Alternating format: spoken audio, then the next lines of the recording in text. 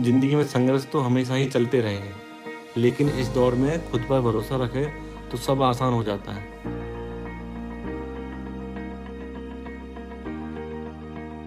ये हमारा गांव है, छोटा सा गांव है हमारा, और ये हमारा पुश्तैनी घर है। यहीं पे हम पूरा परिवार रहता था और यहीं पे गांव में हमारी खेतीबाड़ी है, खेतीबाड़ी काम करते थे। और इस गांव में, पीछे के गांव में, मोहल्ले में एक स्कूल है सरकारी, उसमें मैंने पढ़ाई की है।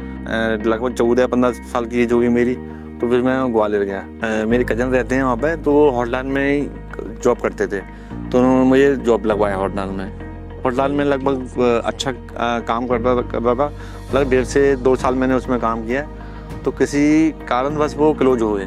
फिर मुझे दादी जी की या बाप दादी जी की कहीं ना कहीं बामी बिहारी कुछ ना कुछ अच्छे करेंगे, और वो मन में ही कुछ था कि कुछ करने के लिए। तो फिर मैंने ग्वालियर में जाके एक शॉप स्टार्ट की, छोटी शॉप स्टार्ट की किराने की। मेरे साथ में नान भाई थे, तो हम लोगों ने दोनों ने स्टार्ट की। वो बढ़िया चल रहा था, और लगभग 1.5-2 साल हुए शॉप चलते हुए, और अच्छी शॉप चलने लगी थी। अचानक एक दिन शॉर्ट सर्किट हुआ और पूरी दुकान जल गई। फिर वही समय आ गया कि वो उदास हो गए, कितना कुछ किया, उसके बाद वहीं की वहीं फिर आ गए। फिर वहाँ से मैंने अपना मोबाइल में गया, छोटे भाई को मोबाइल का काम सिखाया। मैंने ग्वालियर में ही काम सिखाया रिपेयरिंग का। 2007 में आज मैं ये रिपेयरिंग का ध्यान में आया कि रिपेयरिंग का काम चालू किया जाए। तो पहले 1-1.5 महीने की मैं रिपेयरिंग का कोर्स किया बाड़े पे थी मार्केट से। उसके बाद खुद ही रिपेयरिंग चालू की, धीरे धीरे करते करते 2011 में 2012 में मोबाइल सेल में चालू कर दिया। लगभग 11-12 में मैंने फिर वो सेल्स में आए, मोबाइल सेल्स में। और उस टाइम सेल्स थोड़ी स्लो थी, इतना ग्रोथ नहीं था सेल में, नॉर्मल चलता था। लेकिन सेल फिर जब वीवो आया 2014-15 में, तो अच्छे हैंडसेट लेके आया, बहुत अच्छे आकर्षणीय हैंडसेट थे, और इनकी स्कीम भी बहुत अच्छी थी, और सपोर्ट भी बहुत अच्छा था, मैनेजमेंट भी उनका बहुत अच्छा था।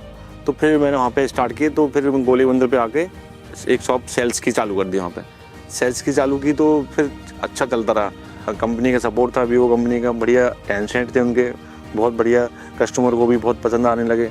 तो मतलब फिर ग्रोथ बहुत होने लगा। फिर एक शॉप से मेरी दूसरी शॉप हुई, तीसरी हुई, और लगभग 16-17 में अच्छा हो ग्रोथ। फिर तो एकदम बहुत ज़्यादा ग्रोथ आया। फिर कंपनी ने सपोर्ट किया, प्रमोटर दिए, आउटसाइड इनसाइड ब्रांडिंग की वीवो ने, तो उससे बहुत फ़र्क पड़ा। और फिर फाइनेंस कंपनी भी आई, तो फिर उस टाइम थोड़ा बहुत इतना ग्रोथ कि लगभग 14 से 15 लोग वेटिंग करते थे फोन हैंडसेट देने के लिए, इतनी भीड़ जैसा आने लगा। फिर मैंने शॉप को बढ़ाया, और लगभग 18-19 में तो बहुत ग्रोथ होने लगा। और आज हमारी लकी मॉल की 8 शॉप हैं, और लगभग उसमें 40 से 50 स्टाफ काम कर रहा है, और परिवार का बहुत सपोर्ट रहा मेरे ऊपर।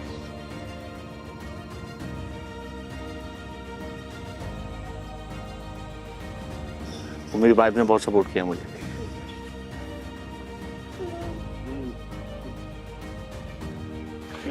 कितना इजी है ना। Let me show you. ये बता सकती हूँ। हम लोग ने शादी की 2017 में, लव मैरिज, और ये चंबल बेल्ट में काफ़ी डिफ़िकल्ट टास्क होता है, क्योंकि हम फैमिली को कन्विंस किया।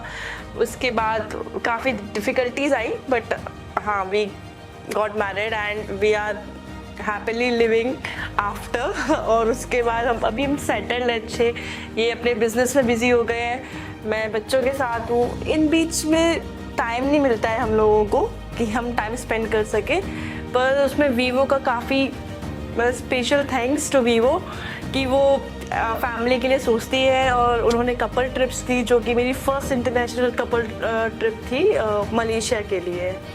और उसके बाद हम लोग लक्षद्वीप गए, और उसके बाद हम लोग अभी सिंगापुर गए। तो वीवो काफ़ी सपोर्टिव है, और उसकी वजह से हम लोग को फैमिली टाइम मिल जाता है। तो थैंक्स टू वीवो। और बाकी बारी की अद्भुत कृपा रही मेरे ऊपर। और सक्सेस तो क्या है, आदमी ईमानदारी से सही से काम करे, और परिवार का सपोर्ट रहे, फैमिली का सपोर्ट रहे, तो सक्सेस हो जाता है। मैं उत्तम सिंह गौरव, वीवो का एक प्राउड रिटेलर।